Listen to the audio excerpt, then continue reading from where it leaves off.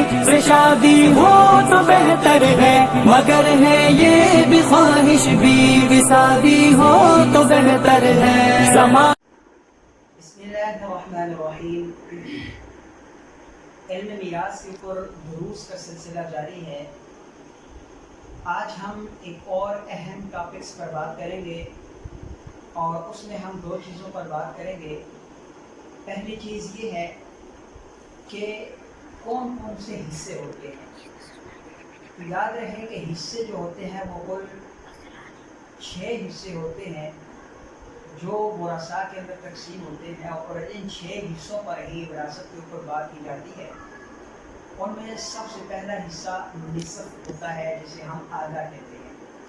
دوسرا ربع ہوتا ہے، جس کو ہم چوتھائی کہتے ہیں، اور تیسرا سمن ہوتا ہے، جس کو ہم 8واں حصہ کہتے ہیں، اور چوتھے نمبر پر سدس ہوتا ہے، جس کو ہم تیسرا حصہ کہتے ہیں، اور 5ویں نمبر پر سدسان ہوتا ہے، جس کو ہم 2/3 بھی کہتے ہیں، اور 6 نمبر پر سدس ہوتا ہے کہ جس کو ہم 6واں حصہ کہتے ہیں۔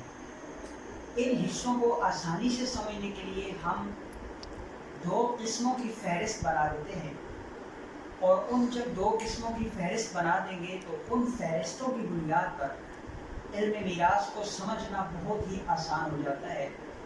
اور ان میں جو پہلی فہرست بنتی ہے وہ یہ بنتی ہے کہ ہم پہلی فہرست میں یہ چیز دیکھتے ہیں کہ کون کون سا حصہ کس کس رشتہ دار کو ملتا ہے۔ یعنی پہلی فہرست کے اندر ہم حصہ پہلے بنائیں گے اور بعد میں رشتہ دار دیکھیں گے کہ کون کون سا حصہ کس کس رشتہ دار کو ملتا ہے۔ دوسری فہرست میں ہم پہلے رشتہ دار کو رکھیں گے، بعد میں حصہ رکھیں گے کہ کون کون سے رشتہ دار کو کون کون سا حصہ ملتا ہے۔ یہ 2 فہرستیں جب آپ لوگ یاد کر لیں گے، ان کو توجہ کے ساتھ سنیں گے، پڑھیں گے، تو انشاءاللہ العزیز آپ کے لیے یہ چیزیں سمجھنا آسان ہو جائے گی۔ اب ہم پہلی فہرست کی طرف آتے ہیں، اور اس میں آپ نے سنا تھا، پڑھا تھا کہ کون کون سا حصہ کس کس رشتہ دار کو ملتا ہے۔ ہم کوشش کریں گے کہ ان حصوں کو قرآن مجید کی آیات کی روشنی میں بھی آپ کے سامنے رکھیں، تاکہ آپ کو اس بات کا اندازہ ہو جائے کہ یہ کوئی فضول علم نہیں ہے، بلکہ اللہ تعالیٰ کی طرف سے نازل کردہ قرآن مجید کے اندر اس چیز کا سارا لب لباب اور خلاصہ موجود ہے، اور اللہ تعالیٰ نے جن رشتہ داروں کے حصے مقرر کیے ہیں ان کی تفصیل بھی اس قرآن مجید کے اندر موجود ہے۔ ہم لوگ اپنی بیٹیوں کو جہیز دے دیتے ہیں، اور اس ناسور کو ان کو گلے کا توپ بنا لیتے ہیں، اور جو اللہ کا قانون ہے، جو رسول اللہ صلی اللہ علیہ وسلم کی شریعت کا حکم ہے اور وہ وراثت ہے، وہ ہم ادا نہیں کرتے۔ تو پہلی فہرست ہے، ہم پہلے بات کریں گے کہ نصف حصہ کتنے رشتہ داروں کو ملتا ہے۔ چونکہ ہم نے بات کی تھی کہ کون کون سا حصہ کس کس رشتہ دار کو ملتا ہے، پہلے ہم حصے کی بات کریں گے۔ تو سب سے پہلے ہم بات کریں گے نصف حصہ۔ تو نصف حصہ کس کس رشتہ دار کو ملتا ہے، تو واضح رہے کہ یہ کل 5 رشتہ داروں کو ملتا ہے۔ پہلا حصہ جو نصف حصہ ہے یہ 5 رشتہ داروں کو ملتا ہے۔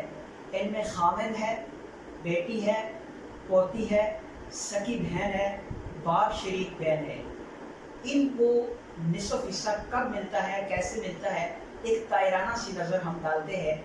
قرآن مجید کے اندر اللہ تعالیٰ فرماتے ہیں کہ وَلَكُمْ نِصْفُ مَا تَرَكَ أَزْوَاجُكُمْ إِن لَّمْ يَكُن لَّهُنَّ وَلَدٌ۔ یعنی بیوی فوت ہو جاتی ہے، خاوند موجود ہے، تو خاوند کو بیوی کی میراث میں سے اس وقت آدھا حصہ ملے گا، نصف حصہ ملے گا، جب اس کی کوئی اولاد نہیں ہوگی۔ دوسرے نمبر پر بیٹی ہے، تو بیٹی کو ان کانت واحدۃ فلہا النصف، اگر وہ ایک ہے، یعنی کہ میت کی بیٹی ایک ہی ہے، اس کا کوئی بیٹا نہیں ہے، تب اس کو آدھا حصہ ملے گا۔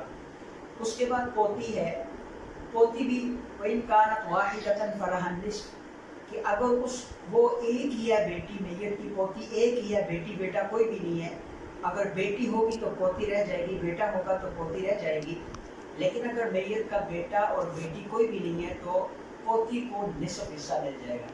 اسی طرح سکی بہن ہے، اس کو نصف حصہ تب ملتا ہے کہ جب میت کے اصول مذکر یعنی باپ دادا بھی نہ ہوں اور اس کی مذکر یا مؤنث اولاد بھی نہ ہو، بیٹا بیٹی پوتا پوتی یہ بھی نہ ہو، تب سکی بہن کو نصف حصہ ملتا ہے۔ اس کے بعد آتا ہے باپ شریک بہن۔ تو باپ شریک بہن کو تب نصف حصہ ملتا ہے جب میت کے 6 رشتہ دار دادا، بیٹا، پوتا، باپ، حقیقی بھائی اور حقیقی بہن، یہ 6 رشتہ دار جب موجود نہ ہوں تو باپ شریک بہن کو نصف حصہ ملے گا۔ یہ کل 5 رشتہ دار ہوئے۔ اب ہم بات کرتے ہیں ربع کی یعنی چوتھے حصے کی۔ وہ کس کس رشتہ دار کو ملتا ہے؟ تو یہ 2 رشتہ داروں کو ملتا ہے، ایک خاوند کو اور ایک بیوی کو۔ خاوند کو کب ملتا ہے؟ جب بیوی فوت ہو جائے، خاوند زندہ ہو تو فَإِنْ كَانَ لَهُنَّ وَلَدٌ فَلَكُمُ الرُّبُعُ مِمَّا تَرَكْنَ، یعنی خاوند کو چوتھا حصہ تب ملے گا جب بیوی فوت ہو جائے اور اس کی کوئی اولاد موجود ہو۔ جب اولاد موجود ہوگی تو اسے چوتھا حصہ ملے گا۔ اور دوسرے نمبر پر بیوی کو وَلَهُنَّ الرُّبُعُ مِمَّا تَرَكْتُمْ إِن لَّمْ يَكُن لَّكُمْ وَلَدٌ، بیوی کو تب ملے گا جب خاوند فوت ہو جائے اور اس کی کوئی اولاد موجود نہ ہو۔ خاوند کو تب ملنا ہے جب اولاد ہو، بیوی کو تب ملنا ہے جب اس کی کوئی اولاد موجود نہ ہو۔